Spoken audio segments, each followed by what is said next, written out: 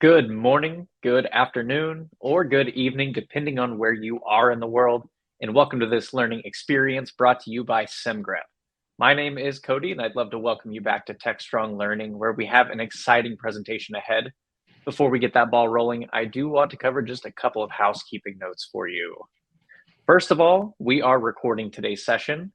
So if you'd like to rewatch at a later point in time, or of course, if you'd like to share with your team, you will be receiving an email with a link to access the recording on demand. You will receive that shortly after we conclude this live session today, so you will not be waiting too long. If you'd like to engage with us, there are a couple of ways to do so. The first option is the chat tab, which can be found on the right side of your screen. So if you see that chat tab, I'd like you to go ahead and test it out for us by letting us know from where in the world you are joining us.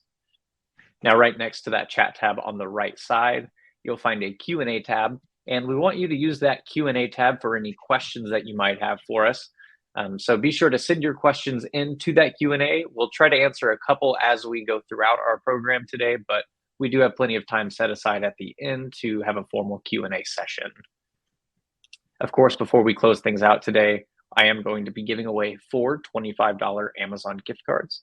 So be sure to stick around for the entire duration of our program to see if you're one of our lucky winners. Our topic today is overcoming supply chain security alert fatigue. And I'm joined today by Adam Berman, head of SimGrep supply chain at Semgrep. So Adam, thank you so much for joining us today on Tech Strong Learning. I'm going to pass the virtual baton over to you and let you run away with it. Well, thanks, Cody. Glad to be here. As you said, my name is Adam. I'm the head of SimGrep supply chain. And I'm talking about a topic today that I'm really excited and interested in and been deep diving on for a long time, which is vulnerability management and overcoming the inundation of noisy supply chain security alerts. I was recently told by a new colleague of mine, Tanya from She Hacks Purple, that she also wrote a blog post about entitled "When is a vulnerability not a vulnerability?" So this is not a new topic, but hopefully we can tackle this in interesting and new ways and learn some lessons about how we can better scale our supply chain and SCA programs. First, a little bit about me. My name is Adam Berman. As I said, I'm the head of SimGrep supply chain. I lead our engineering and product teams there. I started at SimGrep about 2.5 years ago as a staff engineer, and I've had the pleasure of getting to build security tools, many of which are open source. I work at SimGrep, and we build the open source static analysis tool. In this talk, we're going to talk about vulnerability management.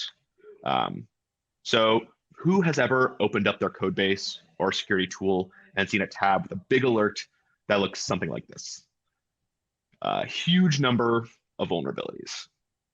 But the reality is, if this were really true, if all of these vulnerabilities were real and dangerous in our apps, we'd probably all be fired, right? But we all know that number isn't real. So many of those alerts are just not a real risk. The trick is finding those real dangerous needles in the haystack. And the real trick is finding those needles without having to overwhelm your team with a huge, huge quantity of work.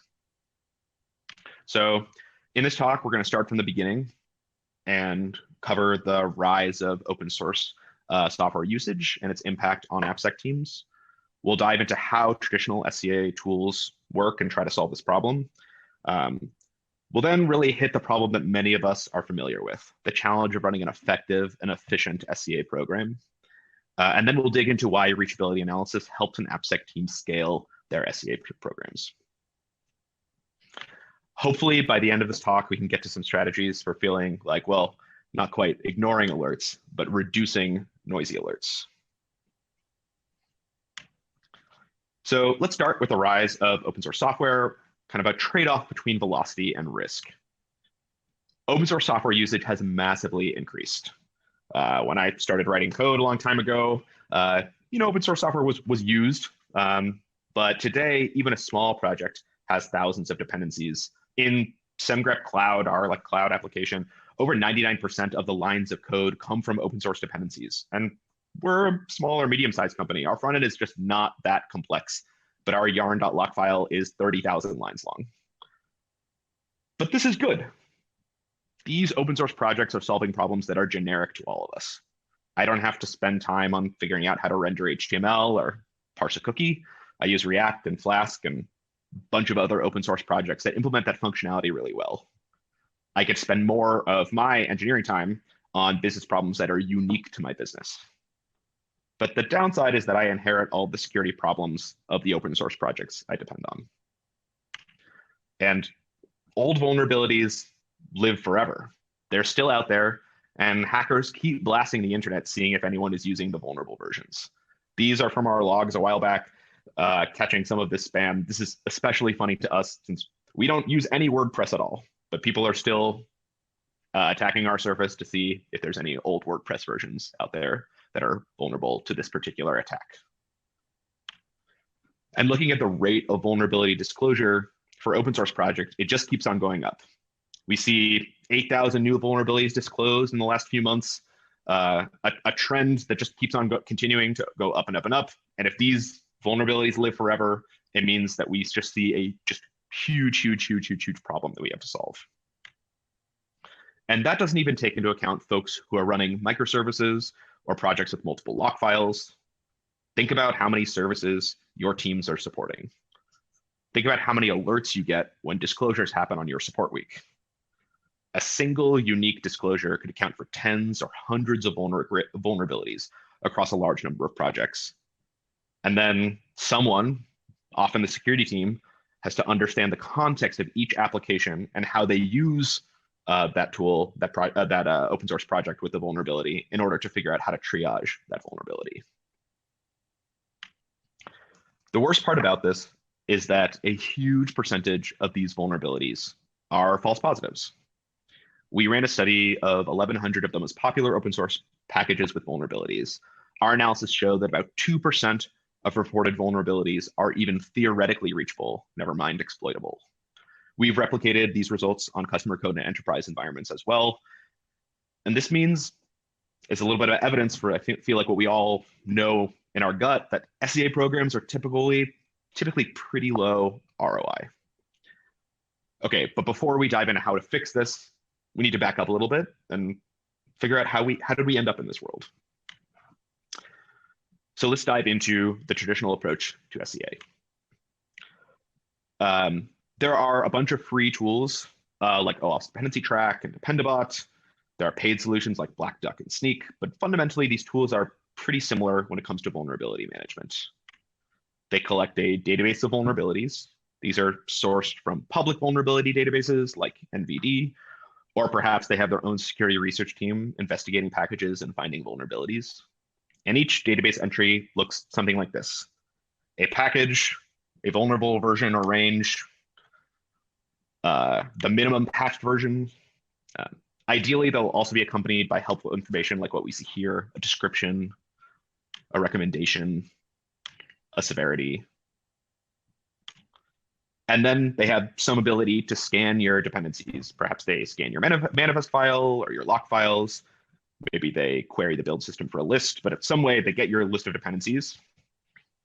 And finally, they match the package versions that you have in your system to that database, and they tell you if you have a vulnerable package and which vulnerable packages you have. So you end up with a list like this of vulnerable packages in your ecosystem. So what's the issue here?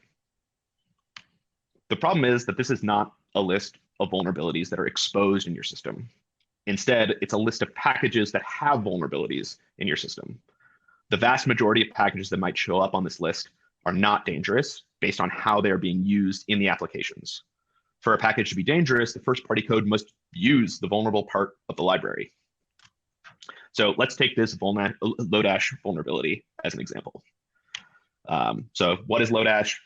It's a JavaScript utility library with, as you can see, a few hundred public functions on it. The vulnerability here says that merge with one specific function is vulnerable to a prototype pollution vulnerability. But the whole library isn't vulnerable at this version. Just this function and a few more that also have disclosures associated with them, like merge and merge deep. If, say, I use Lodash's partition method to manipulate an array, I'm totally safe. Partition is not vulnerable, and it does not rely on any of the vulnerable methods. There's no undue risk added to my application. Now, looking back at this list, you might be thinking, why not just fix them all anyway? And if there are 5, that might be relatively easy. We all want to live in a world where all vulnerabilities are fixed, but many of us work at companies or organizations where getting to inbox 0 is just not feasible. Instead, we're closer to here, a huge or potentially untold number of vulnerabilities to triage. Why is it so tough to get to inbox 0? Well, in reality, upgrading is rarely quite that simple. Organizations usually are not only one version behind. When a vulnerability is disclosed or being addressed, we might be dozens of versions behind the closest safe version. In the best case scenario, where you have a rock solid test suite, you still need the developer bandwidth to fix the upgrades that have breaking changes. And then without a really good test suite, you also have to do the manual work to figure out if the changes were breaking in the first place. And you might need to land a fix for each vulnerability across a breadth of services at your organization. And developers have a lot of different concerns. Building features, scaling existing features, paying down tech debt, fixing bugs, scoping out new work, upgrades and other security work have to be balanced against all of these competing needs. So there's a really tough trade-off here. Security teams face similar time constraints with asks from across the business. Prioritizing triage takes time away from other important work. And since vulnerabilities just keep on getting disclosed, this is a forever commitment. So security teams are often faced with a really extremely difficult choice, balancing the value of the program against the resources required for an SCA program in a resource-constrained environment. For some, running a security-focused SCA program just isn't really worth it. It's too much work for too little reward, and instead the goal becomes meeting the minimum bar for compliance. Folks might turn on a tool that can check the compliance box, ignore the rest of the results, and accept the risk. For others, they simply cannot accept the risk. The needle in the haystack is too dangerous. So folks commit to the toil of manually triaging these alerts so they can find the very few vulnerabilities to forward to their engineering counterparts and to fix together. But this is a terrible choice. Reachability, leveraged properly, helps security teams move beyond that choice by introducing leverage. Reachability analysis helps security teams run a more scalable, pragmatic SCA program. It lets us ignore or deprioritize less urgent vulnerabilities in the ever-growing stack of priorities. It lets us find and immediately address the vulnerabilities that are the most pressing today so we can be strategic with our triage time. And it lets us codify acceptable and unacceptable use of packages with known vulnerabilities so that the developers can fix their own code and prevent real security issues before code is merged in. Okay, so what is reachability analysis and how does it work? Reachability analysis is a process by which we check to see if the vulnerable part of the library is used. We call it reachable when the dangerous part of a vulnerable package is used by the first-party code. Let's go over an example. Here we import Lodash. Let's say it's at a vulnerable version. We see on line 5 here evidence of reachability. We see that the program has called the dangerous function on the library with untrusted user input. And then on line 8, we see how a user might be able to get malicious input into the vulnerable function. Here we see a very similar function. Same user input, same library, but we're calling the zip function, which we know not to be vulnerable. Thus, we'd call the vulnerability in this context unreachable. I want to make an important distinction here. This is different from exploitability. A vulnerability might be reachable, but still not exploitable. Exploitability requires a lot more context: the environment, the infrastructure, the ability to create a payload that exercises everything properly.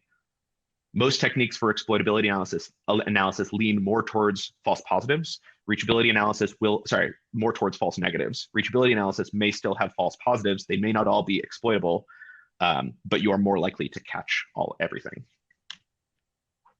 Let's go back to the previous example. From this code sample, we simply cannot tell if the script is exploitable. We would need to know how it's being used. Is it in a customer-facing environment? Is whatever process.argv, is whatever gets passed in via process.argv something that customers or untrusted data could manipulate? Or is it only used by developers passing in commands that they know to be safe? Again, reachability analysis here is a lower bar. Basically, does the code touch the vulnerable part of the library? So let's talk about the components of reachability analysis and how to do it. Reachability analysis has three parts. The first, you need an engine of some kind that can scan code and detect some kind of pattern in the code. A nice property of reachability analysis is that it can be done with static analysis. We don't need to compile the code or test it dynamically. At SimGrip, we build and maintain an open source static analysis tool, Semgrep, which works really well for analysis like this. And I'll share some examples of how we use it in a bit.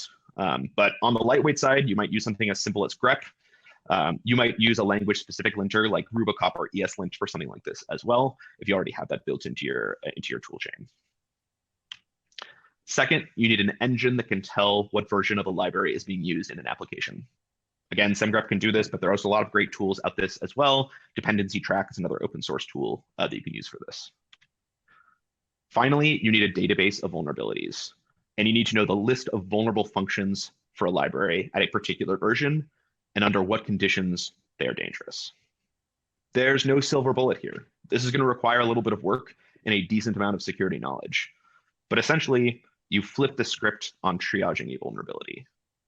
It means rather than digging into your own code to see how you use the library, you're digging into the vulnerable library, looking at the patch diff, reading blog posts on successful exploits, etc., to figure out how it could potentially be dangerous.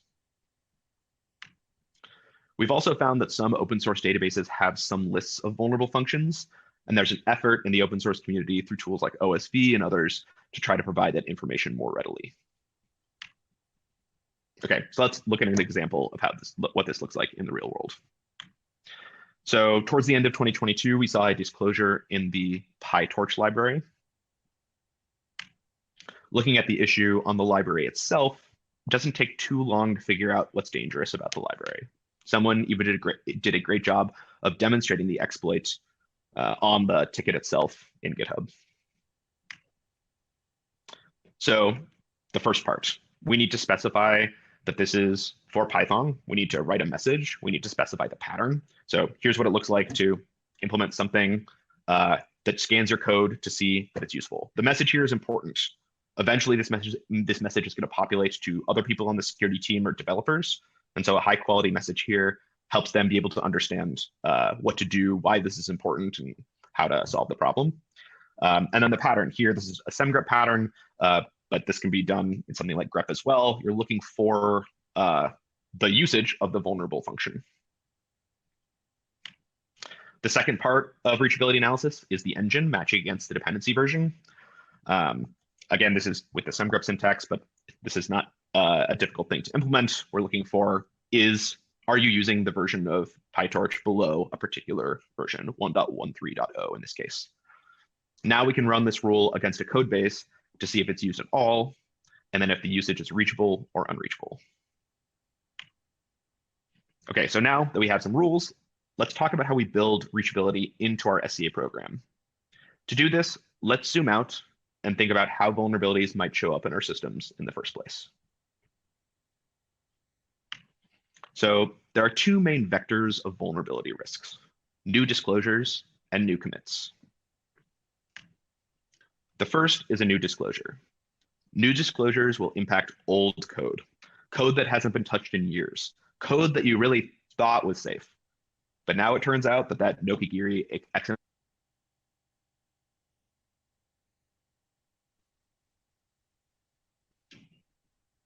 Apologies, I think I had an audio issue.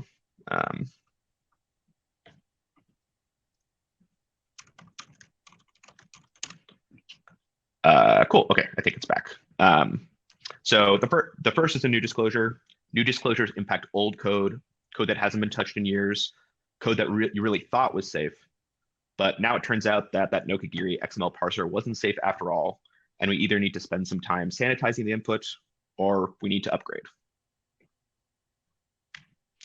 To do reachability analysis here, you want to be able to run scans at request time. For this, you might run a script that pulls your repos and scans the whole repo with your new rule. If you use a solid static analysis tool, these scans are typically dominated by how long it takes to pull the code rather than the scans themselves. So some folks have nightly or hourly cron scans pre-scheduled in CI so that you can check in your rule and it will auto-scan the whole repo. But to get ahead of this kind of problem, you have to scan the whole repo, not just new code, because you're trying to scan if all of your old code has newly been impacted by this new disclosure. The second vector here is new or changed code. You've scanned and confirmed that at the time of the disclosure, the vulnerability didn't exist in your code base. But if only people would stop changing the code. Someone might check in a new library that has a vulnerability in it, or else they might use the reachable function for the very first time on an existing vulnerable but previously unreachable library. So we need to put a guardrail in place to prevent developers from introducing new vulnerabilities. To prevent these threats, folks instrument PR scans to make sure that the code change doesn't let in any newly reachable vulnerabilities. This is ideal because it lets developers self-serve the fix, and you can make it blocking to ensure that the vulnerability never makes it into production. For some orgs, PR comments or blocking PRs may not be feasible. In that case, you can orchestrate out of band scans that can allow the security or developer teams to fast follow with the fix without slowing down development velocity. So to run a program like this for yourself, here's what it looks like in action. First, you hook up a feed to some vulnerability database so that you get notified when new vulnerabilities are disclosed. Many folks may already have something like this in place. Second, when a vulnerability comes through, rather than jumping into your code to triage, you dig into the vulnerability itself. Is there a single function that is vulnerable? With what kinds of inputs are they vulnerable? Is it only conditionally problematic or vulnerable? Then you write the rule and you scan your existing code base to see if you're impacted. Finally, you check it in as a guardrail to make sure that you don't run into this vulnerability in the future. By implementing a reachability analysis program, your AppSec team gets to move a level up from manual toil to automating away current and future work. Again, this is by no means a silver bullet. Static analysis is imperfect. There are both false positives and false negatives, as with any analysis technique. But our goal here is to run a pragmatic security program. There are some vulnerabilities that are so bad, you may want to excise them basically no matter what. I'm looking at you, Log4j. But reachability can still be helpful in those cases because it can help you figure out what to prioritize in the event of the incident response. Where are you most likely to get hit are areas in the code where you can see that you're using the vulnerable function. It's also not a trivial amount of work researching and writing rules for your reachability program. But especially for orgs with multiple services and multiple applications, this lets you scale a single research effort rather than having to manually triage each vulnerability instance for each service by hand. If you don't want to run this program yourself, there are products out there that do this. I work at Semgrep. We do this with Semgrep Supply Chain, but there exists a variety of SCA tools that do some sort of program like this. And build versus buy is something every org must decide for themselves. Long term, I hope all SCA tools, both commercial and open source, move toward reachability analysis. Security isn't and shouldn't be a purity test. And here at SemGrip, we believe in pragmatic security, and pragmatic security should not require so much toil. Cool. Well, that's it for my talk. I'll stop sharing and see if there's any questions from the audience.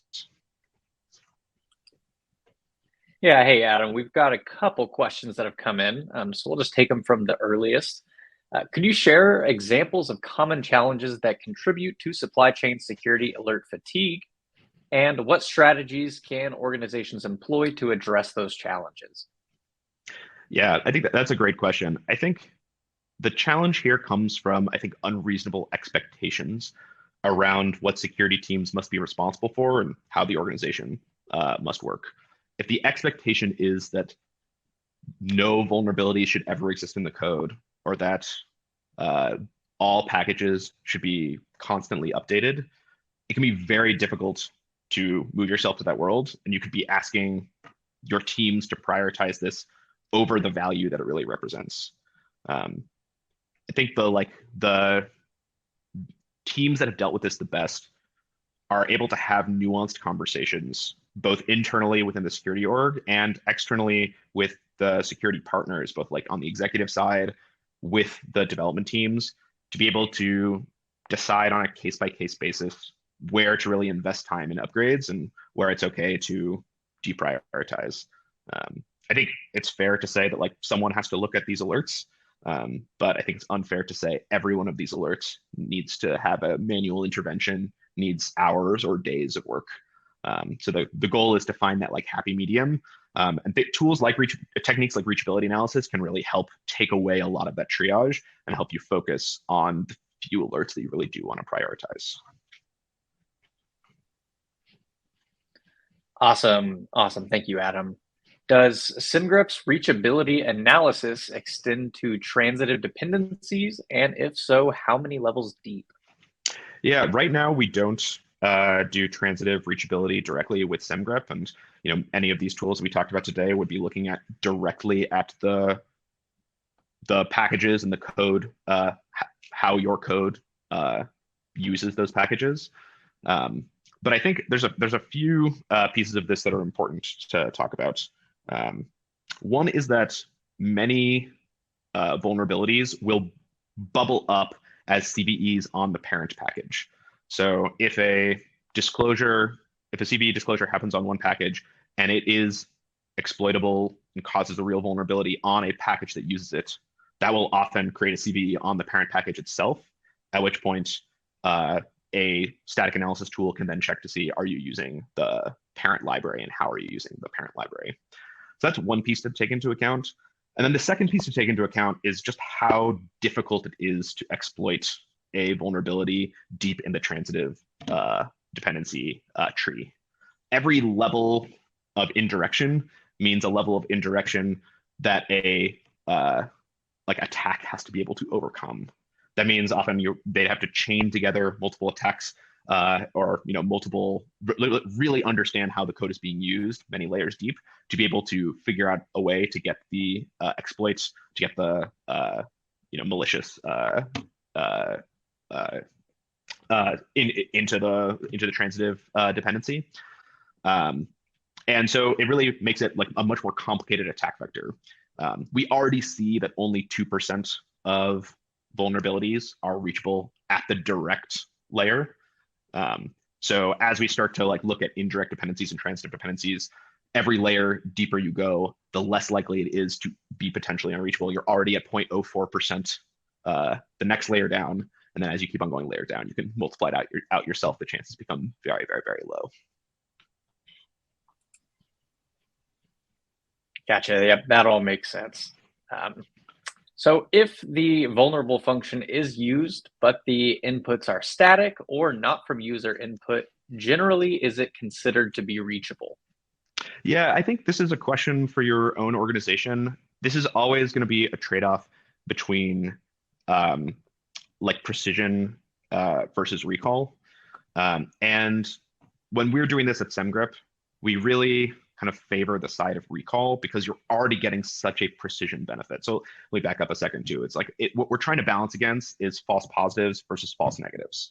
And let's say we were going to say one technique would add one more false positive and one technique would add one more false negative. For us in our internal calculation, we want to really prevent that one false negative, because a false negative telling you that something is unreachable when it really was reachable and even exploitable, that is that's bad. We're going to end up in a lot of trouble. You're going to end up in a lot of trouble. But what we found is that even with pretty sensitive rules for reachability that don't go from source to sink looking for true, does the user data make it all the way into the vulnerable sink, just looking for is the vulnerable functionality used at all, we're able to reduce the number of false positives by such a huge percentage without introducing a lot of false negatives, that the trade-off for few more isn't worth it. So the 2% number we referenced earlier for, if you're talking about going from 1,000 to 20 vulnerabilities that are reachable, it still might be true that 10 of those are false positives because there isn't user input, dynamic user input, the untrusted user input that makes its way into the vulnerable sink. But we still think that that trade-off is worthwhile because, again, you're only dealing with 10 false positives instead of 990 false positives. Gotcha. And so as a follow-up to that a little bit, this same participant would like to hear more on how we detect whether input is potentially user input. Yeah, that's a good question. I think this is hard to know in abstract generally. When we're thinking about building rules for our own code base, we know our APIs pretty well, and we can write patterns for the patterns we expect to exist in code. So for us, we run a Flask app. We're looking at our handlers in the Flask app to understand where inputs come in. We're looking at our the protobufs that we define as our schema between our front end and our back end to understand the contract that we make there. And then we're trying to decide, okay, if we're looking from source to sink, what kind of user input can get in there. But it's not enough to just look at the inputs from the APIs. You have to think about how your APIs might interact with the database. Is it possible for untrusted input to live in the database without being sanitized? If so, you got to then look at think of your database as another place where untrusted input can make its way in. So you're thinking about the code base you have and then kind of the various different entry and exit points through which data can make its way in. Do you interact with third-party connectors? Those could have untrusted data that comes in. So it's trying to look in those directions as well. Awesome, thank you for that. And to participant 80 who asked those two questions, if you do have any more follow-ups, let us know. Yep. So moving right on into our next one, Adam, where do you see this work best centralized? Would this be done in the development organizations or in the AppSec security team? Any thoughts?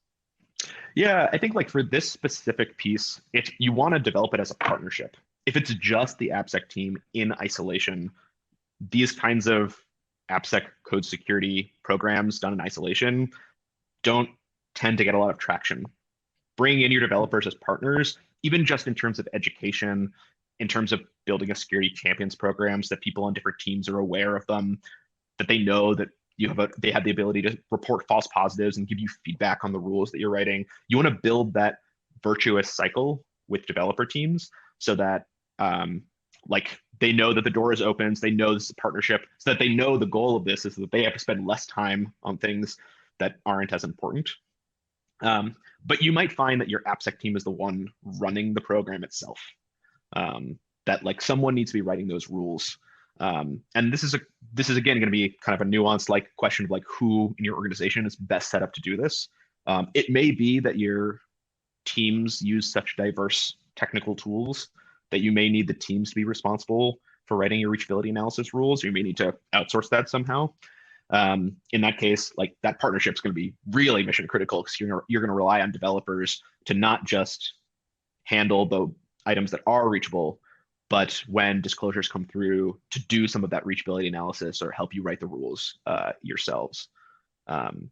We find that one of the helpful ways to do this is to treat the tooling itself for PR comments, the tooling itself for running these scans, to make that sort of agnostic to engineering or security, because developers want similar code review functionality. So if you have tooling that can be used so that developers can write their own rules to make it, they never have to check double equals or triple equals in JavaScript again, never have to check is versus equals in Python again, be able to augment some of their own best practices, make sure routes are authenticated, that they're using the best practices they want to see in their organizations, that those tools will have much higher adoption because the developers will be familiar with them, they'll see the value of them in their own sense, and they'll understand why the security team is plugging into them as well. Awesome, Adam. Thanks so much for that in-depth answer. At this point in time, I'm not seeing any more questions, so I do just want to pitch to our audience. If you have any more questions, do send them in. We do still have a few more minutes here. Adam, in the meantime, I'm going to give away some gift cards. Sure. And while I do that, I do also just want to let you know I'm going to come back to you asking you what your parting words might be. So just think on that for just a second here. So in the chat, everyone, I have uploaded a link to fill out our survey. It's also pinned to the top of the chat. Do please click that before we close out today, because we'd love to hear your feedback about our program. Or, of course, if you have any suggestions for future programs, send those in there as well. We would love to hear from you. Additionally, the 4 winners of our $25 Amazon gift card drawing, they are Vicky E, Ethan F, Jen S, and Spike R. So to our 4 winners, congratulations. Keep an eye on your inbox to claim your gift card. We'll reach out to you in the next 48 hours. If you don't happen to see an email from us, check your spam folder just in case it happens to get filtered out. All right, Adam, it looks like you have gone so in depth that we have no more questions from our audience. So like I said, I want to pitch it back on over to you for any closing words you might have. Yeah, thanks. I think here at SimGrep, we really care about pragmatic and like useful security. We try to push people to avoid the security theater and focus on what's really going to make an impact to your organization. So the last thing I'll end on here, I guess, is that security is really nuanced, and having these sorts of blanket rules makes it tough to really be able to do our jobs well. So we really encourage like partnerships, nuanced conversations, communicating well, and tools like and techniques like reachability analysis can help be those centerpieces to allow you to kind of operationalize that nuance as well. As an aside, SemGrep is an open source tool. We have a community. Come and join us at semgrep.slack.com. So you can check out and join the community and talk to other people who are using the tool. Yeah, we're excited to keep the conversation going. Awesome. Well, Adam, if you have any links to that Slack, go ahead and throw that in the chat real quick. That way, anyone who is interested can quickly grab that before we close things out. It looks like we did get a couple questions, and they are just about, is this recorded? And yes, this session was being recorded. So you will be sent an email with a link to access the recording on demand so that you can rewatch, you can share, you can have it at your disposal. I'd like to thank SimGrip for sponsoring our program today and just making sure I've covered all of our bases. Adam, thank you so much for joining us. I appreciate you throwing that link in the chat there, and I'll make sure that gets converted into our on-demand handouts as well. But Adam, thanks so much for joining us. This was such an awesome session. Yeah, thanks, Cody, and thanks everyone for joining us. Of course, everyone, thank you so much for sticking around. Once again, there's that survey there, but we do hope to see everyone at a future TechStrong Learning experience. Have a great rest of your day, and you may now disconnect. Thanks again, Adam.